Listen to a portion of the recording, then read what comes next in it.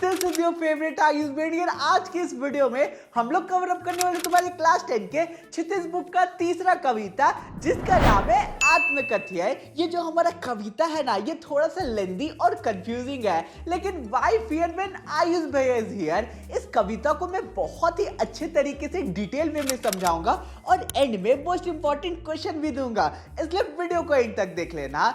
अब आराम से चुकू बैठो एंड चलो शुरू करते हैं आज हमारे 3D एनिमेटेड वीडियो को। और सबसे पहले मैं तुम्हें मिलवाना चाहता हूँ इस चैप्टर के इंपॉर्टेंट कैरेक्टर से। वो कौन है उनसे तुम खुद मिलो। नमस्ते बच्चों, मैं हूँ जयशंकर प्रसाद, तुम्हारी इस कविता का कवि। और इस पूरे कविता को मैं तुम्हें पढ़कर बहुत अच्छे से सुनाऊंगा, लेकिन सबसे पहले मैं ये तुम्हें बताना चाहता हूँ, समझाना चाहता हूँ कि हमारा जो कविता का टाइटल है आत्मकथ्य, इसका मतलब क्या होता है। आत्मकथ्य को तुम लोग इंग्लिश में ऑटोबायोग्राफी के नाम से जानते होंगे। और ऑटोबायोग्राफी का मतलब ये होता है कि कोई भी पर्टिकुलर इंसान अपनी जीवन की कथा, अपनी जीवन की कहानी के बारे में लिखता है। तो सीधे साधे आसान मतलब में बस ये समझ लो कि आत्मकथ्य का ये मतलब होता है कि कोई भी फेमस इंसान अपनी जीवन की कहानी लिखता है और उसे पब्लिश करता है लोगों के बीच। मार्केट में बहुत सारे आत्मकथ्य, ये कह सकते हो ऑटोबायोग्राफी अवेलेबल है, तुम्हारी स्क्रीन पे कुछ कुछ दिख रहा होगा। तो इस पूरे कविता में होता क्या है कि मेरे जो मित्र होते हैं वो मुझे आत्मकथ्य ऑटोबायोग्राफी लिखने के लिए फोर्स करते हैं, लेकिन मुझे आत्मकथ्य लिखने की कोई भी इच्छा नहीं होती है। तो पूरे कविता में तुम लोगों को ये बताऊंगा कि एग्जैक्टली मुझे आत्मकथ्य क्यों नहीं लिखना है। तो यार कहीं तुम लोग मुझे तो नहीं ना भूल गए, मुझे भूलोगे तो कविता कैसे समझोगे। मैं हूं तुम्हारा one and only Kavita Taylor भैया, जो तुम लोगों को बीच बीच में आकर इस कविता को बहुत ही अच्छे तरीके से एक्सप्लेन करेगा। बाकी यार हमारे खुद के अनएंडिंग एजुकेशन ऐप में मैंने क्लास 10 के हर एक सब्जेक्ट का प्रीमियम नोट्स को लॉन्च कर दिया है, जिसका सैंपल तुम लोग पीछे बैकग्राउंड में देख सकते हो। और उसके साथ साथ क्लास 10 के हिंदी का क्रैश कोर्स को लॉन्च कर दिया है, जिसका नाम है मिशन बैच। मिशन बैच में मैं तुम लोगों को क्षितिज के, कृतिका के व्याकरण के डिटेल लेक्चर्स दूंगा, उसके साथ साथ important question and premium notes भी फ्री है। तो यार mission batch and premium notes का लिंक डिस्क्रिप्शन में मिल जाएगा, जरूर चेकआउट करना। इनसे पढ़ के तुम लोग अपने एग्जाम में बहुत ही फाड़ू मार्क्स स्कोर कर सकते हो। तो अब चलो कविता को शुरू करते हैं। तो हमारे कविता के पहले 2 लाइन्स है, मधुप गुनगुना कर कह जाता कौन कहानी यह अपनी, मुरझा कर गिर रही पत्तियां देखो कितनी आज घनी। तुम्हारे स्क्रीन पे शब्दार्थ भी दिख रहे होंगे। तो चलो हम लोग इस कविता के पहले 2 लाइन को समझ लेते हैं। पहले 2 लाइन में कवि कहते हैं कि भंवरा जो एक तरह का इंसेक्ट होता है और फूलों के ऊपर बैठता है, वो गुनगुना कर मानो अपनी कहानी सुना रहा है। कवि सोचते हैं कि मेरे जीवन में ऐसी कौन सी कहानी है जो मैं दूसरों को सुनाऊं। मेरा जीवन तो एक मुरझाया हुआ पेड़ के जैसा है, जिसकी पत्तियां धीरे धीरे करते हुए एक एक करते हुए गिरती जा रही है। अर्थात वो कहना चाहते हैं कि उनके जीवन में सुख की अपेक्षा दुख और निराशा अधिक है। तो बच्चों हमारी आगे की पंक्तियां हैं, इस गंभीर अनंत नीलिमा में असंख्य जीवन इतिहास, यह लोग करते ही रहते हैं अपना व्यंग मलिन उपहास। तुम्हारी स्क्रीन पे शब्दार्थ भी देख रहे हैं। तो चलो इन 2 पंक्तियों को बहुत अच्छे से समझते हैं। इन 2 पंक्तियों में आगे कवि कहते हैं कि इस गंभीर, विशाल और अनंत नीले आकाश के नीचे अनगिनत लोगों की अपनी अपनी कहानियां हैं। हर व्यक्ति ने अपने जीवन में सुख दुख, परेशानियां, असफलताएं और पीड़ाएं झेली है। लोगों के जीवन में आने वाली दुख और परेशानियां उसकी कमजोरियों का मजाक उड़ाती हुई लगती है। वीडियो में आगे बढ़ने से पहले अगर तुम लोग क्लास 10 के स्टूडेंट्स हो और साइंस और मैथ्स के बोर्ड एग्जाम में बहुत ही अच्छे मार्क्स स्कोर करना चाहते हो तो इसे जरूर देखना। विनर सीरीज 2026-27 की साइंस और मैथमेटिक्स क्वेश्चन बैंक आ चुकी है। अब तुम्हारे दिमाग में एक सिंपल सा क्वेश्चन आ रहा होगा कि आखिर इस बुक में स्पेशल क्या है। सबसे पहले तो इन बुक्स में तुम लोगों को हर चैप्टर का कॉन्सेप्ट मैप मिलेगा, जिससे तुम लोग पूरे चैप्टर को क्विकली रिवाइज कर सकते हो अपने एग्जाम के टाइम। उसके बाद इन बुक्स में तुम्हें मिलेगा subjective question, MCQ, assertion reason और केस बेस्ड क्वेश्चन,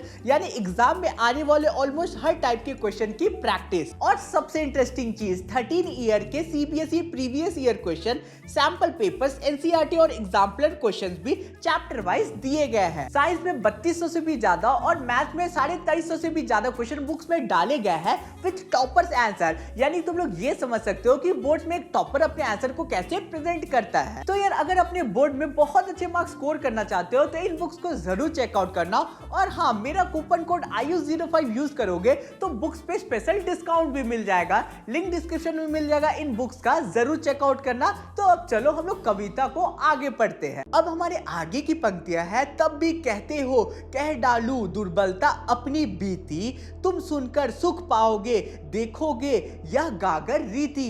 तो तुम्हारी स्क्रीन पे शब्दार्थ दिख रहा है, तो चलो इन पंक्तियों को भी समझ लेते हैं। इन दो पंक्तियों में कवि कहते हैं कि इतनी सारी जीवन कहानियां और दुख इस संसार में भरी हुई है, लेकिन फिर भी तुम मुझे कहते हो कि मैं अपने जीवन की कमजोरियां और दुखद बातें तुम्हें बताऊं। आगे कवि अपने मित्रों को कहते हैं कि अगर मैं तुम्हें अपनी जीवन कहानी सुनाऊं तो हो सकता है कि तुम्हें उसे सुनकर आनंद आए, लेकिन जब तुम मेरी पूरी कहानी सुन लोगे तो तुम्हें ऐसा लगेगा कि मेरा जीवन तो एक खाली गागर के समान है, यानी कि खाली घड़े के जैसा है जिसमें दुख के अलावा और कुछ भी नहीं मिलेगा। तो अब हमारे आगे की पंक्तियां है, किंतु कहीं ऐसा ना हो कि तुम ही खाली करने वाले अपने को समझो, मेरा रस ले अपनी भरने वाले। तो शब्दार्थ दिख रहा है तुम्हारी स्क्रीन पे, तो चलो इन पंक्तियों को भी बहुत अच्छे से समझते हैं। इन दो लाइंस में कवि आगे अपने मित्रों को कहते हैं कि ऐसा ना हो कि मेरी आत्मकथा को पढ़कर तुम लोग ये समझने लगो कि मेरे सुख और आनंद को तुमने ही समाप्त किया है, और कहीं तुम लोग ये ना समझ लो कि मेरे जीवन के रस को लेकर, मेरे जीवन के आनंद को लेकर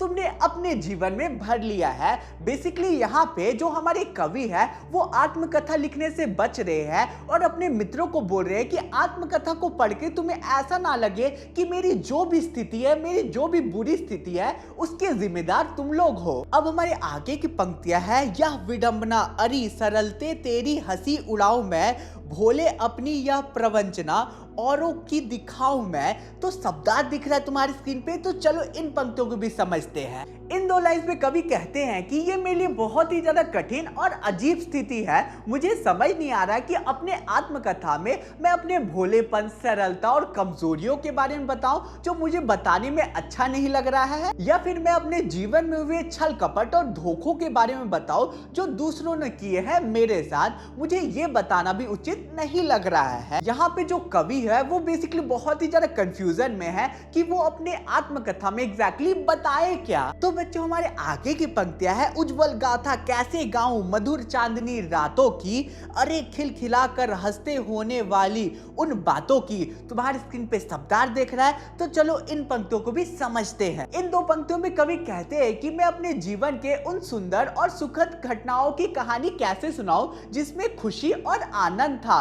मैंने सुख भरी रातें भी बिताई है। मैं उन बातों को आखिर कैसे बताऊं जिन पे मैं खिलखिलाकर हंसा था, क्योंकि ऐसी खुशी वाले दिन मेरे जीवन में बहुत कम समय के लिए थी। तो बच्चों हमारे आगे की पंक्तियां है, मिला कहां वह सुख जिसका मैं स्वप्न देखकर जाग गया, आलिंगन में आते आते मुस्कुरा कर जो भाग गया। शब्दार्थ तुम्हारी स्क्रीन पे देख रहा है, तो चलो इन दोनों पंक्तियों को भी समझ लेते हैं। इन दो लाइंस में कवि कहते हैं कि जिस सुख और खुशी का उन्होंने सपना देखा था, वास्तव में वो उन्हें कभी नहीं मिला। उन्हें लगता था कि सुख वाले दिन अब आने वाले हैं, और सुख वाले दिन जैसे ही करीब भी आता था और उन्हें लगता था कि अब उनके जीवन में सुख आ जाएगा, उसी समय वो सुख मुस्कुराकर उनसे दूर चला जाता था। अब हमारे आगे की पंक्तियां है, जिसके अरुण कपोलों में मत वाली सुंदर छाया में अनुरागिनी उषा लेती थी निज सुहाग मधुमाया में। तो शब्दार्थ तुम्हारी स्क्रीन पे दिख रहा है, तो चलो इन पंक्तियों को भी बहुत अच्छे से समझते हैं। इन दो पंक्तियों में कवि अपनी पत्नी की सुंदरता और उसके साथ बिताए प्यारे दिनों को याद करते हुए कहते हैं कि उसके सुंदर लाल गालों की छाया में सुबह की लालिमा भी प्रेम और मधुरता से भर जाती थी। अपनी पत्नी के साथ बिताए हुए दिन कवि के लिए बहुत ही ज्यादा सुखद थे। यहाँ बेसिकली हम लोगों को ये बताया जाता है कि कवि ने जो समय अपनी पत्नी के साथ बिताया था वो बहुत ही ज्यादा सुखद था। तो बच्चों अब हमारे आगे की पंक्तियां है, उसकी स्मृति पाथे बनी हैं थके पाथिक की पंथा की, सीवन को उधेड़ क्या देखोगे क्या मेरी कंथा की। तुम्हारी स्क्रीन पे शब्दार्थ दिख रहा है, तो चलो इन पंक्तियों को भी समझ लेते हैं। इन दो पंक्तियों में कवि कहते हैं कि मेरे पत्नी के साथ बिताए हुए प्यारे दिन मेरी यादों में बसे हुए हैं और उन यादों के सहारे ही मैं अपना पूरा जीवन काट लूंगा। जैसे एक थका हुआ मुसाफिर अपनी मंजिल के बारे में सोचकर अपना पूरा यात्रा कंप्लीट कर लेता है, वैसे ही मैं अपनी पत्नी की यादों के सहारे अपना पूरा जीवन काट लूंगा। आगे कवि अपने मित्रों को कहते हैं कि तुम मेरे जीवन के पुराने दुखों और निजी बातों को क्यों खरीद रहे हो जिससे मुझे दुख होगा। तो बच्चों अब हमारे आगे की पंक्तियां है, छोटे से जीवन की कैसी बड़ी कथाएं आज कहूं, क्या यह अच्छा नहीं कि औरों की सुनता मैं मौन रहूं। तो तुम्हारी स्क्रीन पे शब्दार्थ दिख रहा है, तो चलो इन पंक्तियों को भी समझते हैं। कवि आगे कहते हैं कि मेरे छोटे और साधारण जीवन से मैं आखिर बड़ी बड़ी कहानियां तुम्हें कैसे बताऊं। मेरा जीवन में ऐसा कुछ भी खास नहीं हुआ है जिसे मैं लंबी कहानी बनाकर तुम सभी को सुनाऊं। क्या ये अच्छा नहीं होगा कि मैं चुपचाप रहूं और दूसरे जो बोल रहे हैं उसे अच्छे से सुनूं। यहाँ कवि बोलना चाह रहे हैं कि ये अच्छा होगा कि वो केवल दूसरे की कहानी सुने और अपनी जीवन की कहानी दूसरों को ना बताए। तो बच्चों अब हमारे आखिरी की पंक्ति है, सुनकर क्या तुम भला करोगे मेरी भोली आत्मकथा, अभी समय भी नहीं थकी हुई है मेरी मौन व्यथा। तो चलो इन आखिरी पंक्तियों को भी बहुत अच्छे से समझते हैं। इन आखिरी के लाइंस में कवि बोलते हैं कि मेरे दुख भरी सीधी सादी जीवन की कहानी सुनकर तुम्हें क्या लाभ मिलेगा, अभी उसे सुनने का सही समय नहीं आया है। वो जो दुख है मेरे भीतर शांत पड़ा हुआ है और उसे याद करके मैं उसे जगाना नहीं चाहता हूँ और अपने आप को तकलीफ नहीं देना चाहता हूँ। तो यार इसी के साथ आज का हमारा पूरा कविता बहुत ही अच्छे तरीके से कंप्लीट होता है। अगर चैनल पे नए हो तो प्लीज सब्सक्राइब कर देना और कमेंट एरिया में अपना अटेंडेंस दे देना। बाकी अब तुम्हारी स्क्रीन पे इंपॉर्टेंट क्वेश्चन दिख रहा है, ये क्वेश्चन एग्जाम के पर्सपेक्टिव से इंपॉर्टेंट है। ऐसा चाहिए हो तो टेलीग्राम ग्रुप ज्वाइन कर लेना और उसके साथ साथ प्रीमियम नोट्स और मिशन बैच को जरूर चेकआउट कर लेना, लिंक डिस्क्रिप्शन में मिल जाएगा। और अगर कोई पर्सनल क्वेरी होगी तो मुझे इंस्टा पे फॉलो करके डीएम कर देना, वहां पे मैं कोशिश करता हूं कि सबका रिप्लाई दे पाऊं। तो यार अब मिलते हैं नेक्स्ट वीडियो में, बाय बाय।